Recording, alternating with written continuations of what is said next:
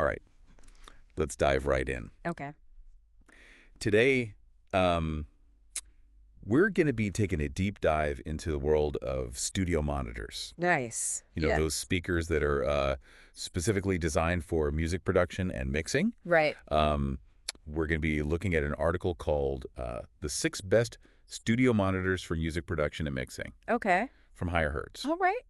It was written by Brendan Schock, Cool. who has been a producer and audio engineer for over 15 years. Wow. And he's worked with a ton of different gear, from, budget-friendly options to some seriously high-end setups. That's awesome. So yeah. whether you're a seasoned pro or just starting out, Right. we're here to help you kind of navigate this world Yeah. and figure out what to look for in a great pair of studio monitors. Absolutely. I'm excited to unpack all of this. Me too. So Yeah. first things first, Okay. why are studio monitors so important?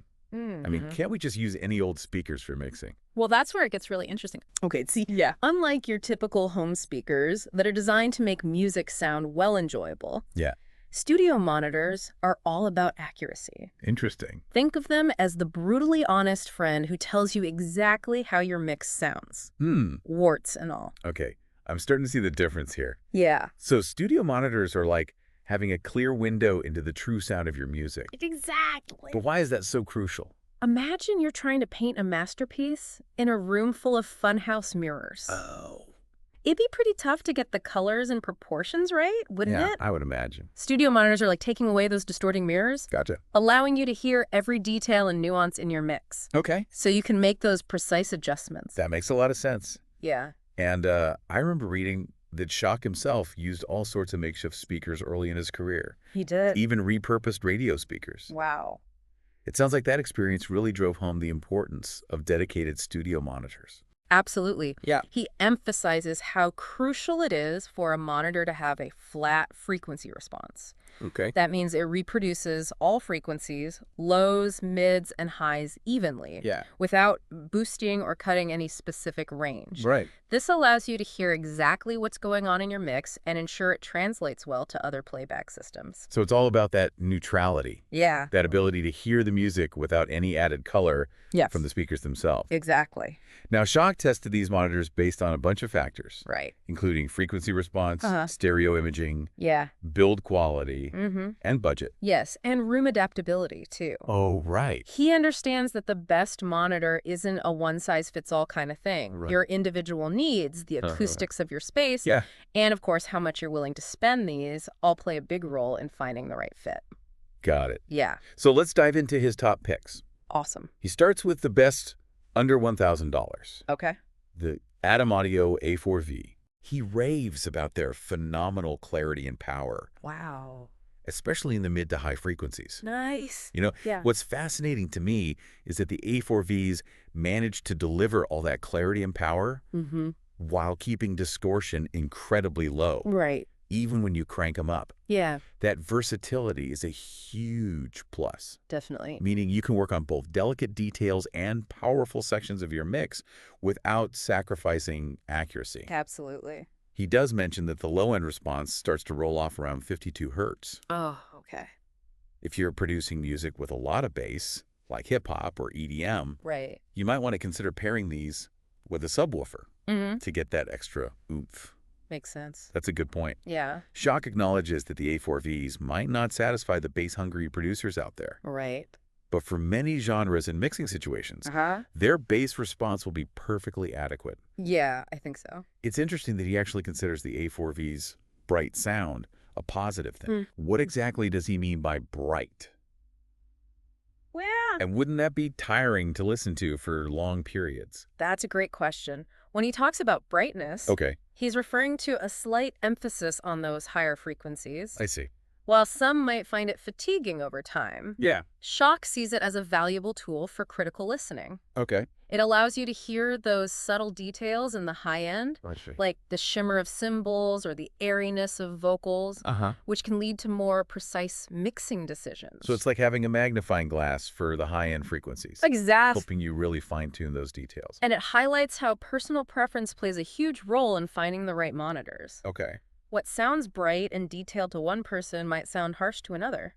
Okay, so next on the list, Yeah. We have the best compact monitor, Okay. the Genelec 8010A. Cool. What's remarkable is that they pack a surprising amount of power, Yeah. despite their small size. You know, Shock was blown away by these little guys. He talks about their immaculately detailed bass Wow. and how they managed to deliver a balanced and spacious soundstage despite having just 3-inch drivers. That's impressive. Right. He specifically mentioned them being ideal for smaller studios Yeah. and mobile rigs.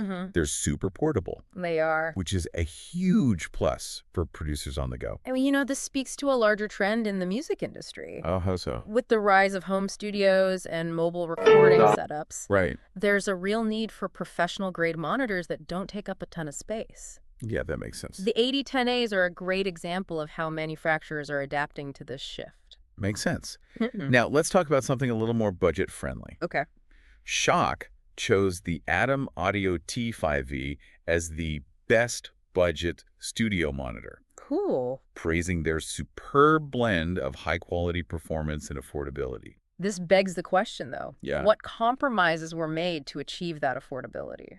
Are we sacrificing quality for a lower price tag? Well, Shock was impressed by their low-end response, Okay. their clear highs, and the fact that they can handle high volumes without distorting. Really? That's a lot to offer at this price point. Definitely. While he acknowledges that they might not be as perfectly neutral Right. as some of the more expensive options out there for smaller studios, beginners, Okay. or anyone working with a tighter budget, the T5Vs seem like an incredible value. All right, moving on to the high-end realm. Okay. We have the Genelec 8351B. Nice. Shock didn't hold back, He didn't. calling them unparalleled in terms of performance. Wow. And honestly, Yeah. it's hard to argue with that assessment. Right. With a frequency range that goes from a deep 32 hertz Okay. all the way up to 43 kilohertz Wow. and a whopping 550 watts of power. Dang. These monitors are designed to reproduce sound with incredible accuracy and detail. Amazing. He was particularly impressed by their pristine sound and that immersive stereo imaging they provide. Yeah. I remember seeing that they have built-in DSP Okay. and a GLN calibration system. Yeah. Could you explain what those features do Sure. and why they're important? Think of DSP or digital signal processing, Okay. like having a built-in sound engineer for your monitors. Oh, interesting. It allows you to fine-tune their output to compensate for the specific acoustics of your room, Okay. and the GLM calibration system takes it a step further. Gotcha. It uses a microphone to measure your room's response, and then automatically adjusts the monitor's settings for optimal performance. So this technology basically helps you achieve the most accurate sound possible, Precisely. regardless of the quirks of your space. It's like having your monitors tailor-made for your specific listening environment. Up next, Okay. we have the PMC Result 6, Cool. the best at $3,000 pick. Nice. Shock highlighted their terrific sound quality, Okay. focused bass, crystal clear mid-range, and brilliant imaging. Wow. He also specifically mentioned the wide sweet spot. What does that mean exactly? It seems PMC has struck a great balance between accuracy and musicality with the Result 6. Oh, cool. That wide sweet spot he mentioned means you can move around your mixing position Okay. without the stereo image changing drastically. Gotcha. That's great for those long mixing sessions. Right. No more feeling glued to one spot. Exactly. It allows for a more relaxed and natural workflow, which can really benefit your mixing decisions. For sure. All right, last but not least, Okay. we come to the best passive monitor, Cool. the ATC SCM12 Pro. Nice. Before we get into the specifics, Yeah. could you explain what passive means in this context? Of course. I think some listeners might not be familiar with the difference between active and passive monitors. You're right. That's a good point. Okay. A passive monitor, Yeah. unlike its active counterpart, Right. doesn't have a built-in amplifier. That means you'll need a separate amplifier to power them, Okay. which adds another component to your setup. Right. It also means there's an extra cost to consider. So why would someone choose a passive monitor over an active one? It often comes down to personal preference Oh. and a desire for a specific sonic character. I see. Some audiophiles believe that separating the amplifier from the speaker gives you greater control over the sound Gotcha. and allows for more flexibility in shaping the overall tone. And Shock seems to agree. He does. He praises the SCM12 Pro for its unforgivingly accurate mid-range, and phenomenal tonal balance. Wow. But he does point out that the low end is limited, Okay. only reaching down to 80 hertz. Hmm. So Yeah. you'll likely want to add a subwoofer if you're looking for a full and balanced frequency response. And remember, with passive monitors, Yeah. finding a well-matched amplifier is crucial to unlock their full potential. So those are Shock's top picks Right. across a range of prices and categories. Yeah. But he also included a few honorable mentions. Okay. Monitors that didn't quite make the top list, Right. but are still worth considering. Let's take a look at those, shall we? Absolutely. Yeah. First up is the Kali Audio AN8V2. Right. Shock mentions that these offer excellent value for money, Okay. particularly in the mid-range and highs. Mm-hmm. He did note that the bass could be a little tighter, but overall they seem like a solid option. It sounds like the Ion8 V2s could be a great choice for someone who needs clarity in the vocal and instrumental ranges, Right. but doesn't want to break the bank. Then we have the Barefoot Footprint O2, Okay. which Shock describes as exceptional in both design and sound quality. Wow. Barefoot Sound is known for their meticulous engineering and innovative designs. Yeah. And these monitors are no exception. The Footprint O2s are designed to deliver accurate sound reproduction in smaller spaces. Gotcha. Making them another popular choice for home studios. And last but not least, Okay. we have the Focal Alpha 80 Evo. Shock highlighted their neutrality and balanced sound, Nice. making them a strong contender in that under $1,000 price range. Mm-hmm. Focal is another well-respected name in the audio world, Definitely. known for their commitment to quality and innovation. Absolutely. Shock emphasizes that these are just starting points. Right. He really urges readers to listen to the monitors themselves before making a final decision. That's such important advice. Yeah. Remember, everyone's ears are different. Yeah, for sure. And what sounds amazing to one person might sound just okay to another. Right. Personal preference is huge when it comes to studio monitors. So with all this information swirling around, Yeah. how do we even begin to navigate this sea of sonic possibilities? It can feel a bit overwhelming. Well, that's where Shock's final piece of advice comes in. He reminds us that the best studio monitor isn't necessarily the one with the flashiest specs or the highest price tag. It's not about bragging rights then. Not at all. It's about finding the monitor that sounds good to you.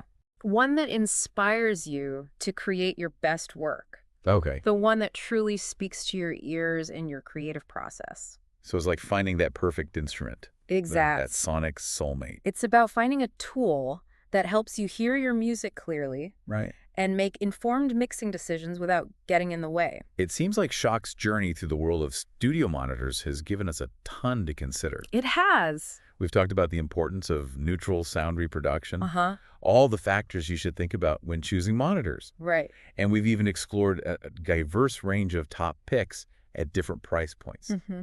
What stands out to you as the most important takeaway from all of this? You know, for me, it's the reminder that there's no one-size-fits-all answer when it comes to studio monitors. Right. What's best really depends on a whole bunch of factors. Yeah. Your budget, Uh-huh. the size of your studio, Hmm. your personal listening preferences, Yeah. and even the type of music you're creating. And that's why Shock really stresses the importance of listening to monitors before you buy them. Yeah. No amount of technical specifications can truly replace the experience of hearing them with your own ears Absolutely. in your own space. It's about finding that sonic partner that complements your creative vision Right. and helps you bring your musical ideas to life. Speaking of bringing things to life, Yeah. Shock doesn't talk much about room acoustics. Oh, I imagine even the best monitors can sound pretty bad in a poorly treated room. you're absolutely right. Right. The acoustics of your room play a huge role in how your monitors sound. Okay. Even if you have top-of-the-line monitors, Yeah. if your room has a lot of untreated surfaces, Right. you're going to get reflections and sound distortions that Mhm. can muddy your mix. That makes sense. Think about adding some acoustic treatment panels to your studio Okay. to help absorb those reflections and create a more accurate listening environment. That's a great point. Yeah.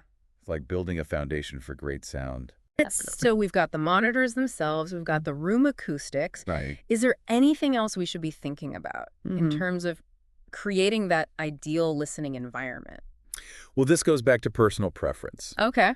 But think about your listening position. Mm-hmm. You want to create a sweet spot, Right. an optimal listening position where you can hear the most accurate stereo image. Okay. Imagine drawing a triangle between your head and the two monitors. Gotcha. That's your sweet spot. Okay. Experiment with the placement of your monitors and your listening position Right. until you find what sounds best to you. So it's like finding the perfect vantage point Exactly. to hear the full panorama of your music.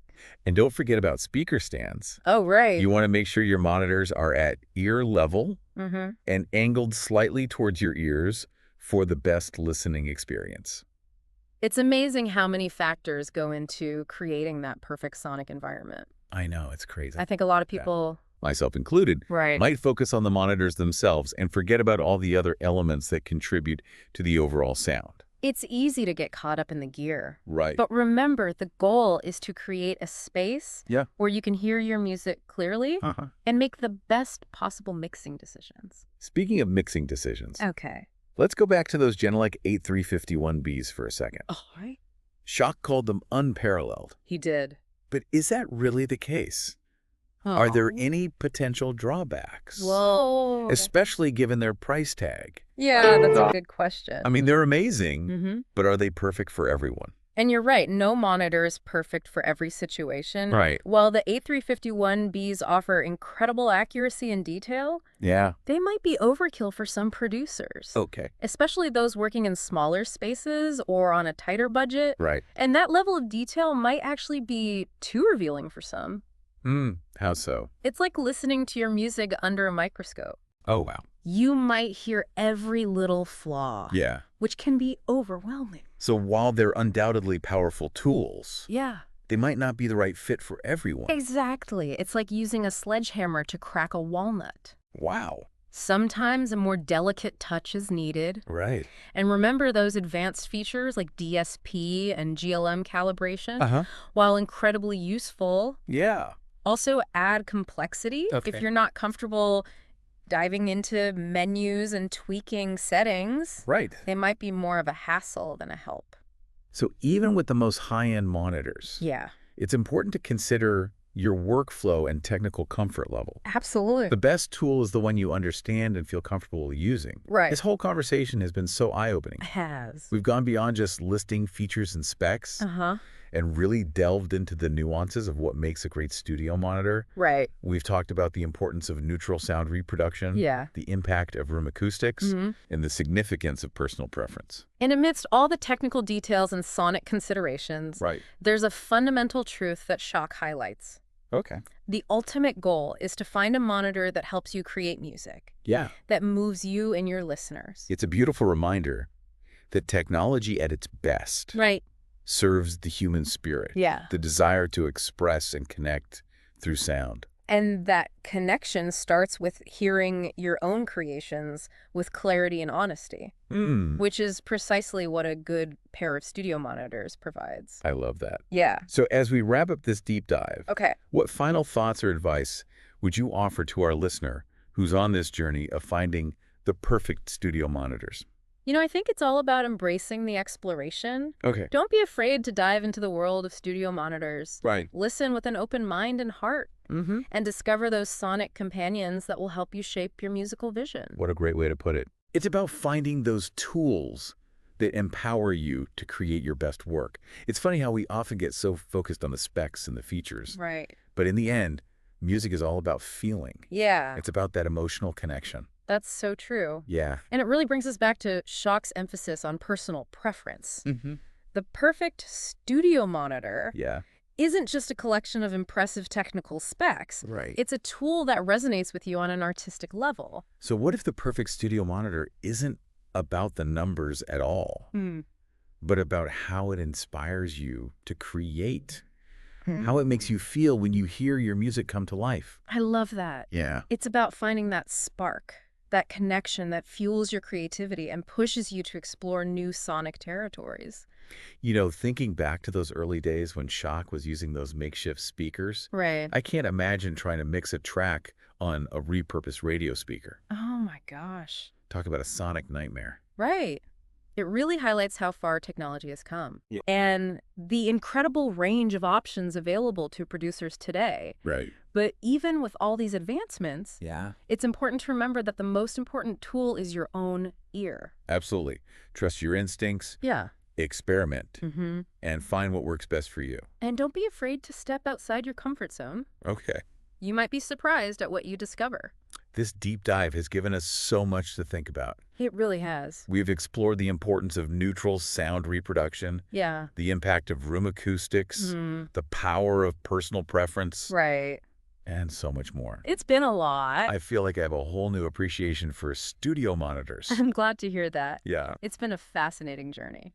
So, to our listener, Yeah. we encourage you to continue this exploration. Absolutely. Dive into the world of studio monitors. Yes. Listen with an open mind. Uh-huh. And trust your ears. And most importantly, have fun with it. Yeah. Finding the right studio monitors can be a really rewarding experience. And it can make a huge difference in your music production journey.